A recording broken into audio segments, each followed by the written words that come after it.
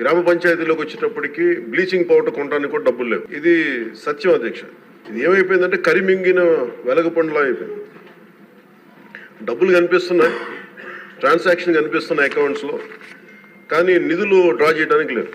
దీని మీద ప్రత్యేకించి ఇది ఒక క్వశ్చన్ వల్ల కాదు అధ్యక్ష, దీని మీద గౌరవ సభ్యులందరికీ కూడా నేను తెలియజేసుకునేది, దీని మీద ప్రత్యేకించి ఒక 4-5 గంటల సెషన్ జరగాలి అధ్యక్ష.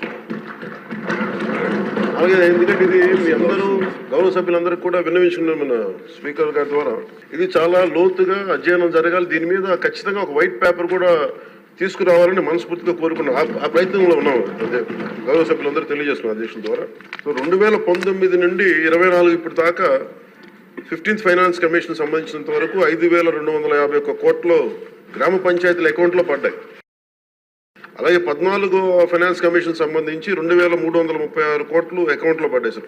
టోటల్గా 7,587 కోట్లు పడ్డాయి. కానీ అందులో 2,285 కోట్లు కరెంటు ఛార్జీల కొరకు ఏపీ డిస్కాం వారికి ఆర్థిక శాఖ పంపించేసింది. దీనికి గౌరవ సభ్యులు అడిగారు, దీనికి ఎవరు అనుమతి తీసుకున్నారని. ఎవరు అనుమతి తీసుకోలేదు, వాళ్ళ ఇష్టారాజ్యం, వాళ్ళు తీసేసుకున్నారు. అడిగేవాళ్ళు ఎవరు లేరు, సో వాళ్ళు తీసేసుకున్నారు.